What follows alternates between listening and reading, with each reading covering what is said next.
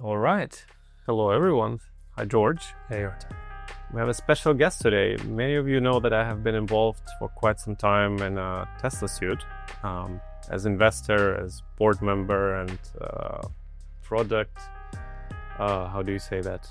Champion. Champion. Yes, champion. Yes, champion. Yes, product champion. But today, I want to introduce you George Campbell, who is the new CEO of Teslasuit. Hi, George. Thanks, Artur. Nice to see you.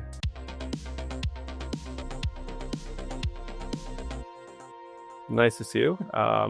Maybe you can tell a little bit about yourself, and then we can just take it from there. Yeah, sure. So Artur and I met a few years ago when I was at HP building the Reverb Gen 2 headset. That was when you were launching, I think, the second land offering of Somnium Space. And I was very interested in crypto at the time, and also in metaverse technologies, and so definitely was a purchaser of some real estate in your virtual. I like it back then. Great interview already.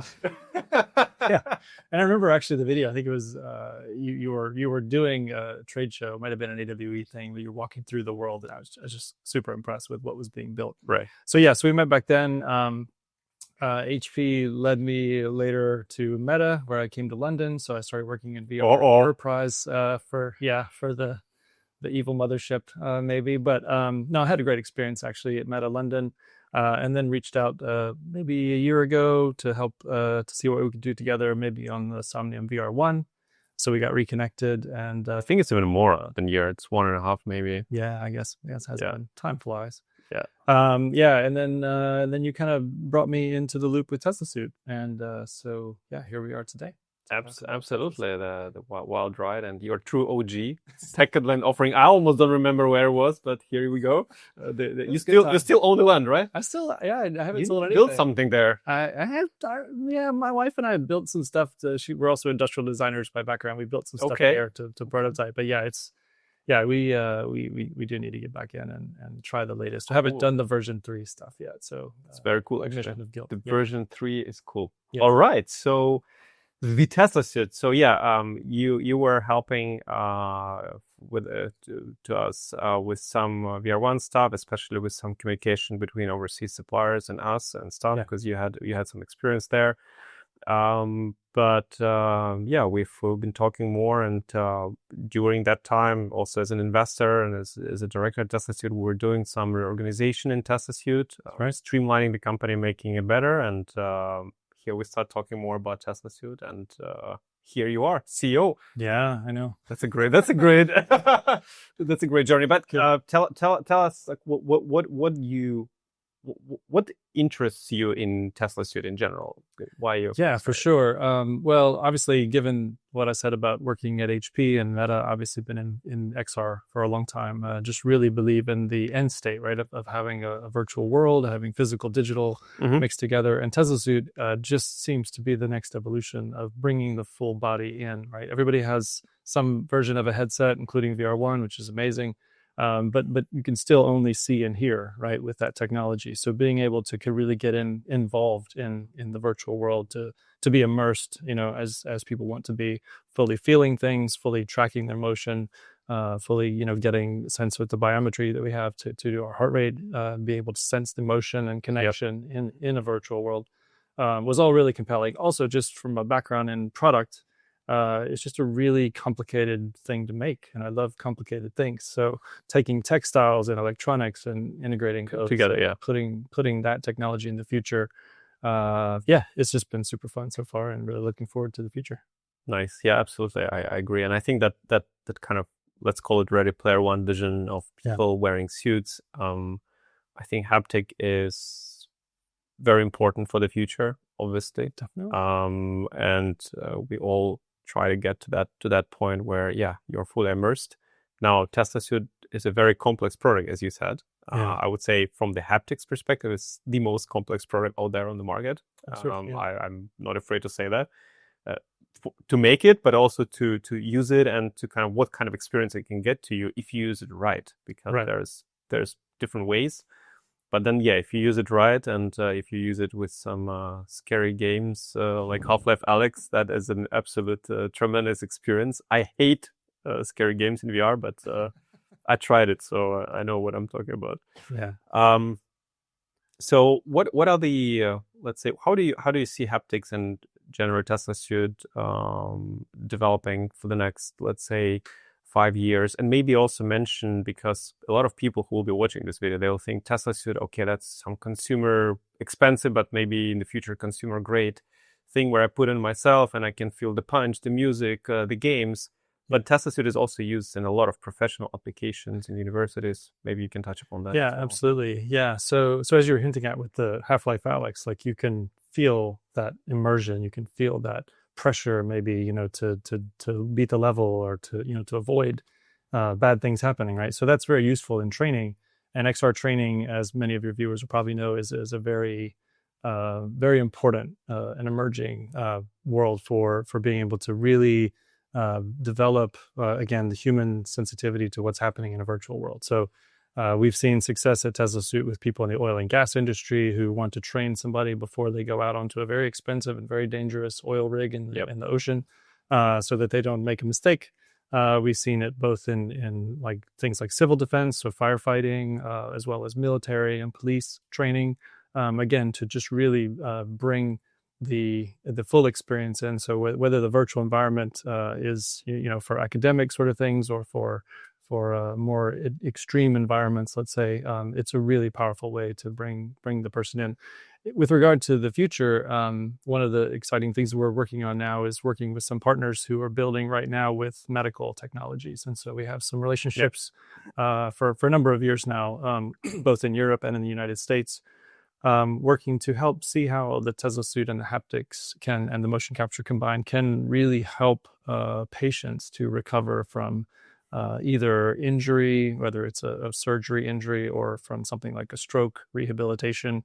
This is a very, very, very interesting and powerful use of the technology because it's again bringing the full body in. So even if some of those things are not done in virtual reality, for example, rehabilitation can be done just through the electrical sensors in the suit. So you can actuate a person's muscle to stay in shape while they're laying in a hospital bed, right? So it's been proven through some of our initial testing to get patients through that system and out of hospital faster with less negative effects on their body. So definitely in the future, looking at advancing all those haptic systems in the suit, but as well as looking at really the specific software interfaces that might be useful to build, say, custom medical application, or going also through the difficult challenges of things like FDA approval, right? Which both validate the use case and the effectiveness of the suit, but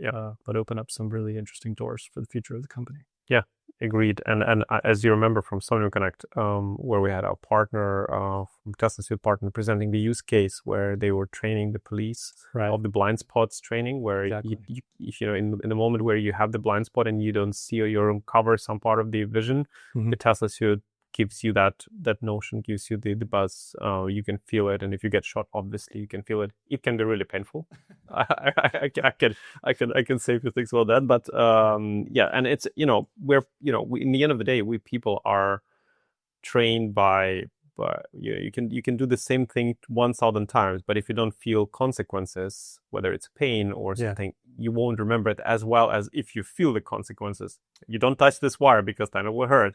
The brain remembers that. Exactly. And for expensive rigs or power plants where Teslasuit has been used to, it's super, super useful. But even the haptics don't have to be necessarily about pain. I'll give you another example. If you're working on aircraft engines or in tight spaces, right, inside of a car, let's say, like being able to even to bump into things, right, and feel that you're getting a sensation if you're trying to maneuver in tight spaces, or even for that matter, Teslasuit with the motion capture aspects can help people to have their correct body posture during things. So again, if you're in an assembly line or working with robotics and you want to make sure that you're not getting fatigued in the wrong way, there's definitely ways that the suit can help you to do your job better, really, and to emphasize that for various industries. Totally agree, and it's been proven by hundreds of universities who are doing studies and also partners. Yeah, I mean, when you said about the muscles, which is a very valid point and a very important one for the health reasons, but kind of somehow my brain, while we were talking, flew away to a point where some people would say, "Hey, wait a second! If I can activate muscles and keep them fit, then I can spend all the time lying in VR, feeling like I'm walking, and then I don't need to worry about my muscles being completely deprecated. You know, Yeah. maybe we're going that direction. I don't know. And that story has been sold. There are those things you might have seen online where you can put a EMS device on your abdomen and trigger the electromuscular stimulation. So yes, I think maybe to some degree, but yeah, it's definitely we're looking right now anyway at, as I said, the more medical use cases where it's a more clinically proven technology, and we have some interesting things that we'll be talking about later this year. In partnership with some of those people I mentioned to prove that. And to your point earlier, like a lot of academic research has been done. There's a lot of white papers out there. And so we have many links on our website, teslasuit.io. You can go and find that information. So it's really, really interesting to see how, master's and PhD students are looking at the future of what haptics will be and really being able to work today with the technology. It's not just a future technology. It exists today. You can. Right, but I'm listening to you, and I'm in my mind, I'm like, they're like, right, George, but okay. And then those warriors on the comment section, they will be like, wait, when it will become cheaper? I want to buy one. I want to use one. That is a question I get a lot every time I speak with Teslasuit. It's like 12 grand. I'm not buying it. It's too expensive. Yeah. So with technology, I've done a lot of products, right? A lot of startups, and in a very typical sense, I can say this, like when you have something that's still pretty new and Teslasuit, again, very complicated system of things. In the early stages, it always just costs more, right? I mean, I'll highlight my previous employer again, Meta, talking about the Orion glasses, $10,000 for a set of AR glasses. That's also a lot of money. Most people are not going to fork out 10 grand. But that's what it costs at the beginning. And so Teslasuit, we're still, I would say, still a young company, right? We're still proving this stuff. But my hope is that as we get more of these contracts and more partners that we're working with now, that we'll be able to get the volume up and the price down, right? And so I think I would say to those out there who would love to have a Teslasuit today in some new space and don't like the price tag, it works there, by the way. Stay tuned. Yes. The Teslasuit fully working in the no promises on timing exactly that, but yeah, we're really working to get that down because again, accessibility of being able to buy the product. If it's too expensive, you keep the market down. So we don't want to do that, and I think there's ways we're working on currently ways to do that to really increase the volume. And also with those hundreds of partners and universities, working with them and understanding how they use and what kind of studies and effects the Teslasuit can have allows us to make a better product because we do work with them to make the product better. And in the end of the day, not if, but when consumer version of Teslasuit arrives, it will be much better and refined product, which everybody will want to use. Because without haptics, you can't fully immerse yourself into virtual worlds. That's true.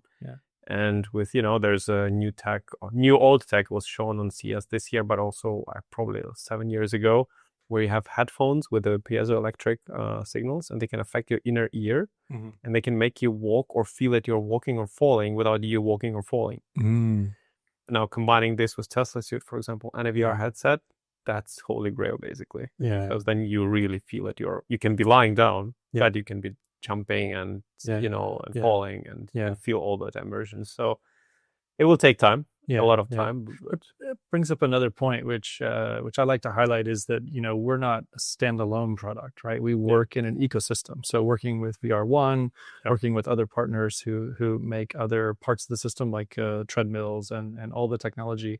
The Ready Player One vision is still like a really nice vision, but there is a lot of stuff in there, right? You have the suit, you have the gear, you have the and as the technology becomes closer to the body, I think it's also very interesting to see where it'll go. If you think about the iPhone or the mobile phone industry, the components that have been developed for that industry, those that like say in a general computing sense, those things have become much more smaller over the past decade or decade and a half, and affordable. And now they're in drones and they're in other, so it's this miniaturization of hardware, it's, the better software, the integration of these worlds like Unity and Unreal Engine, which allow you to build things faster, quicker. Yep. Having platform like Somnium with your Somnium worlds, like being able to go in and all these things will generally speed up this paradigm. I call it like emerging paradigm of this physical digital reality. I know some people don't like the metaverse word. It's just a term, right? Everybody has to pick. If you don't like, turn it off. Turn it off now. Go away. You can bleep me out. No. Turn.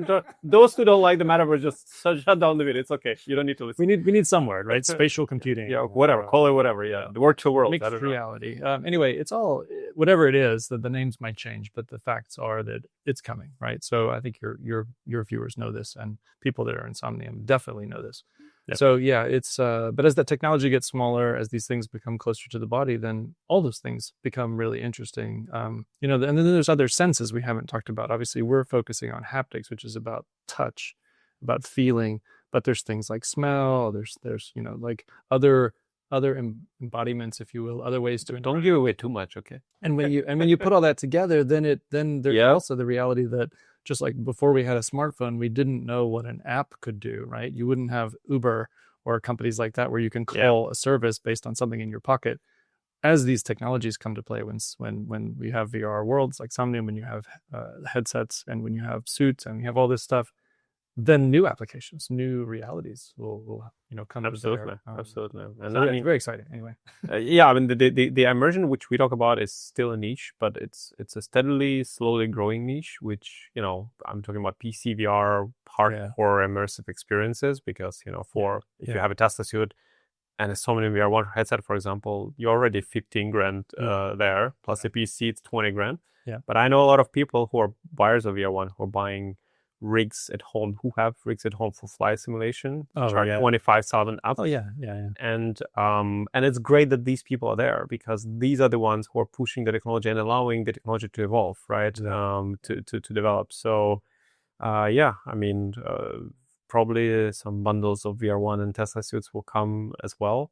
People will be able to buy them. I actually tested that you can power Teslasuit from some new VR1 USB port. It's working. Nice. So you don't need the battery. Don't need a battery. Yeah. Just almost wireless. That's innovation right here. Exactly. Boom. But cool stuff ahead. Really happy to have you on board with us in Teslasuit. It's going to be a wild ride. It's already a wild ride, but you don't know it.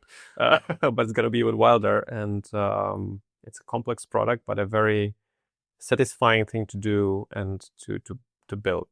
It's right there in front of innovation, I would say. Yeah. In terms of the medical, the training, and then there's another emerging thing which I'm seeing on Twitter more and more. And Six, the guy who I know, he's building a startup on that. The robot fights. It's one thing to fight with your robot remotely and kick another robot, and then get kicked and your robot falls down. That's okay. But when you get kicked or your robot gets kicked and you feel it, oh my God, that's another story. And then you will feel the risk and the whole. Because right now it's like, okay, I have a robot, I'll just go all in and whatever happens. Yeah. But then if you get punched and you feel it, the whole tactics changes. You'll be more careful. You would have to, different strategy and stuff. Yeah. So I can see a lot of that, especially in the remote controlled environments, because everybody can think that the robots will come and they will be immediately autonomous. Right. There will be, in my opinion, a stage of years, maybe for some applications forever, where a human will have to remotely operate the robot. Yeah, for sure. Right? It could be the medical part and stuff. Now, to be able to feel your environment while you medically operate, or while you remotely operate the robot, is incredibly important. Because sometimes, as you said, you cannot bump into something too much. You need to feel that. If robot bumps, you have to feel that too. So Teslasuit could be very, very. I remember, this is kind of a funny story. I remember a few years ago, I was in Silicon Valley at a trade show. I don't even remember which show, but they had these robots that it was like an iPad on wheels, roll in remote meetings. And so they had this for people to call in, right? You don't want to fly to Silicon Valley and stay in a hotel. You could just like dial into this conference through the robot. But this robot was on the front row. Somebody had positioned it there. And then in the middle of somebody's speech, the robot turns around and starts rolling out of the room, and it tripped over like one of the microphone cables and knocked over like one of the mics for the question, Q&A. Yeah. And so this person was somewhere else in the world, like embarrassed through this robot. And anyway, my point is that like these robots also can allow these telepresence type things, right? So maybe you will attend a trade show in the future where you're in a robot body, so to speak, like a surrogate, if you've seen that film. But being able to be in a Teslasuit and feel things and shake people's hands and totally rub shoulders and so on, it's a whole nother aspect. But also when you were talking about the robot boxing, it reminded me of things like esports, right? And again, it's raised the bar in esports by putting a player in a suit and then sensing their heart rate variability. Absolutely. Being able to really, in a way, the viewer can feel more participation with the player, but also the player in the gameplay can be very different, right? If they're all feeling each other's shots and things like it. You just saw that again, my mind drifted away because we are talking like smart talks here about the medical and the future and stuff. And I'm pretty sure the way how we'll sell millions of Teslasuits is that we'll create a small plugin for Twitch. And every time someone pays $5, it'll bust the person. And that's how we'll sell billions of Teslasuits. So listen, there we go. If that's the way, that's the way. You know what I mean? But all right. Okay. Yeah.